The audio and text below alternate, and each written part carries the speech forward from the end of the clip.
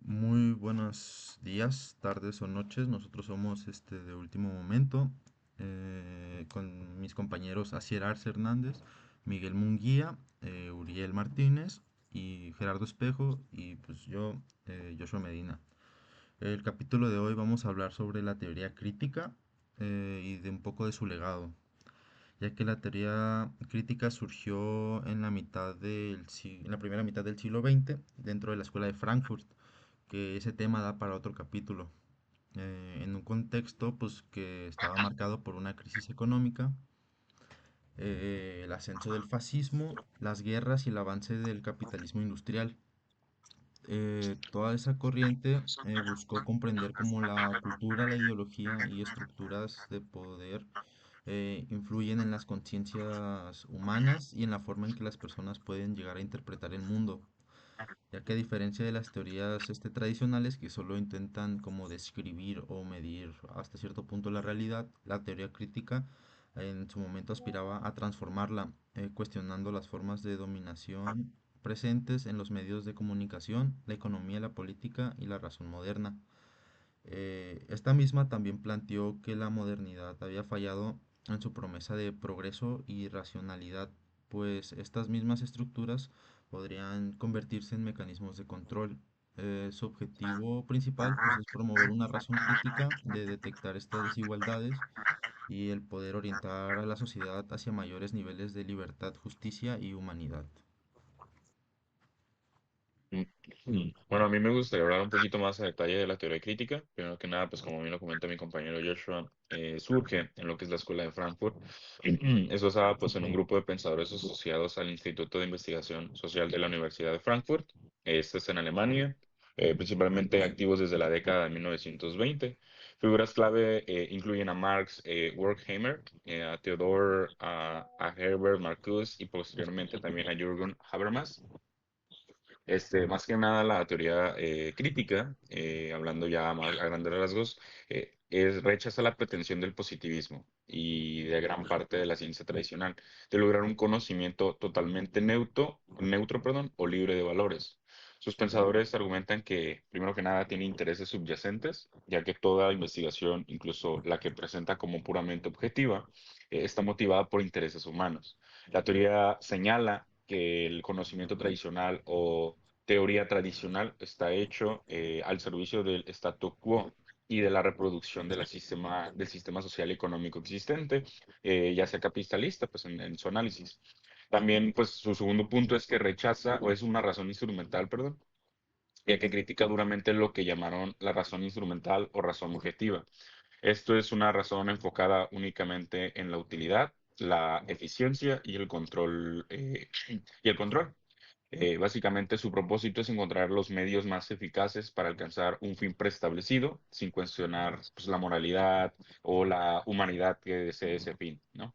Y pues la razón instrumental transforma a las personas y a la naturaleza de meros objetivos o recursos que deben ser pues, manipulados. Aparte de esto, pues está la razón emancipatoria y praxis, donde propone una visión ética y humana de la ciencia que se opone a la razón instrumental. Primero que nada, como un conocimiento como emancipación, pues la teoría debe de ser una herramienta para la emancipación del individuo. Esto significa que debe ayudar a las personas como a tomar conciencia de las fuerzas sociales, económicas y culturales que lo oprimen y limitan su libertad. El objetivo no solo como describir al mundo, sino transformarlo, ¿no? Aparte de esto, pues está su fundamento ético, donde la ciencia debe incluir una reflexión sobre los valores y los fines de la sociedad. Pues deben preguntarse qué tipo de sociedad es deseable y cómo el conocimiento puede ayudarlos a lograr pues una vida más justa y plena. Y pues en teoría y praxis, el concepto es inseparable de la praxis, ya que se refiere a la unión de la teoría, el pensamiento crítico, con la acción transformadora, ¿no? No basta con criticar a la sociedad desde la academia, la teoría debe inyectarse en la vida social y política para generar el cambio estructural necesario para la liberación. Y pues en pocas palabras, la teoría crítica lo que argumenta es de que hay veces que muchas teorías o muchos espacios tienen un pensamiento en base a lo que se mueve de economía, lo que se mueve de sociedad, y pues realmente no tiene como una idea central, simplemente tiene una idea conforme a la situación o la época, y esta aboga por tener un pensamiento más lineal, que no haya ningún tipo de movimiento o algo que lo pueda cambiar, vaya. Ahora sí, Ya, primero que todo. voy a darle un poco más de seguimiento a lo que nos mencionabas, sobre todo lo de la primera generación, de las primeras personas que nos diste de la Escuela de Frankfurt y hablar de Ujú. las que aportaron.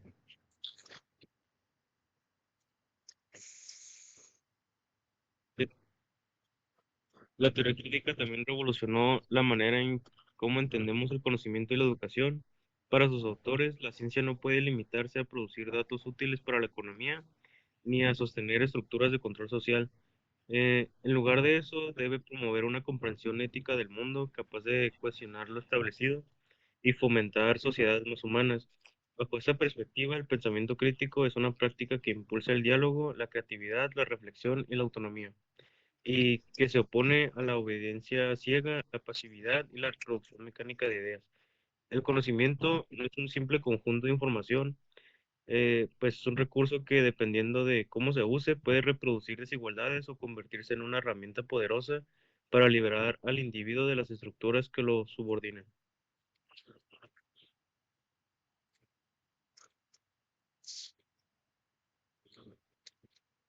Las ideas de la primera generación de la Escuela de Frankfurt. Horkheimer dio la distinción entre razón instrumental y razón crítica. Adorno analizó la industria cultural y cómo ésta moldea la conciencia social. Marcuse por la falsa libertad en las sociedades modernas. Fromm, la libertad desde el psicoanálisis. Benjamin examinó cómo la tecnología cambia nuestra percepción del arte. Y otros como Pollock, Lowenthal y Newman profundizaron económicos, mediáticos y políticos. Estos consolidaron la base del pensamiento crítico contemporáneo. Bueno, yo quiero finalizar con el legado de la teoría crítica. Bueno, quiero decir que el legado de la teoría crítica sigue vigente en la cultura, en la política, en la tecnología actuales. Conceptos como la industria cultural permiten analizar fenómenos contemporáneos como la manipulación mediática, la creación de comportamientos masivos a través de redes sociales, la influencia de algoritmos y normalización del consumo.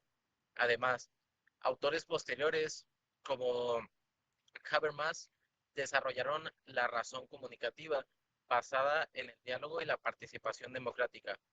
En un mundo dominado por la información, esta perspectiva ayuda a cuestionar lo que parece normal y mantener una conciencia crítica activa. Bueno, eh, después de dar la información que tenemos para dar sobre el tema, vamos a pasar con pues, un momento de preguntas, por si algún compañero quiere hacer alguna pregunta sobre alguna parte. Y yo tengo una pregunta para mi compañero Joshua, Ok. que es, ¿qué buscaba la teoría crítica al surgir en la escuela de Frankfurt? Bueno, lo que buscaba era como comprender cómo la cultura, los medios, la economía y la ideología pues podían llegar a influir en la conciencia humana, ¿no? Ya que con el objetivo de que tenían de no solo explicar la realidad, sino que también como transformarla, por así decirlo, hacia una sociedad más justa y libre. Ok, ok. Yo tengo de hecho una pregunta para mi compañero Asier, y es ¿por qué la teoría crítica rechaza el positivismo? Porque primero que nada, pues lo considera que el conocimiento no es neutro ni puramente técnico, siempre está influido por intereses sociales. El positivismo reduce el conocimiento a la utilidad y el control, mientras la teoría crítica propone una visión ética, reflexiva y emancipadora del saber. O sea, sí, básicamente eso. Bueno, a mí me gustaría preguntar más que nada a mi compañero Munguía. No sé si igual me puedas mencionar tres autores de la primera generación, pues, de la escuela de Frankfurt, disculpa. Sí, pues algunos que no les puse tanta atención a lo ya explicado serían Pollock, Lowenthal y Newman fueron muy importantes, mas sin embargo, no tanto como lo fueron Horkheimer, Adorno o Marcus. Ok, yo, También me gustaría hablar o preguntar, ¿qué es la industria cultural según la teoría crítica para mi compañero Uriel? Sí, la industria cultural es un concepto que describe cómo los medios masivos, como el cine, la música comercial, la televisión y hoy en día las redes sociales producen contenidos estandarizados que moldean la conciencia colectiva según Adorno y Horkheimer. Esta industria genera conformismo, distrae y promueve el consumo y convierte el entretenimiento en una herramienta de control social a través de la repetición y la espectacularidad. También influye mucho en nuestras emociones, deseos y en forma de pensar. sí, ¿Tiene Yo, alguna otra pregunta? sí, yo tengo eh, una pregunta para mi compañero Espejo. ok. ¿Cuál es el legado actual de la teoría crítica? Ok, gracias por tu pregunta.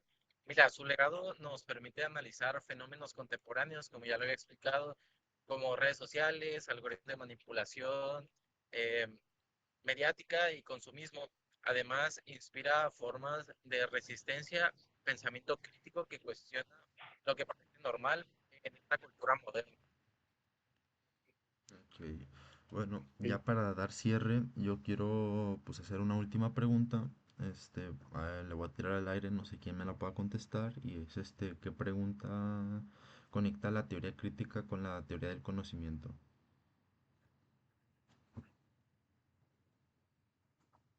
Como si gusta, yo te la respondo.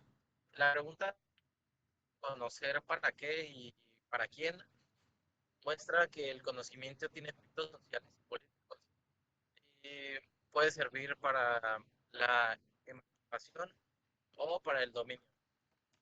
Ok, muchas gracias compañero. Bueno, por nuestra parte esto sería todo. Somos de último momento y esperamos que lo que se haya tocado en este capítulo haya sido de pues, ayuda para comprender más sobre esto.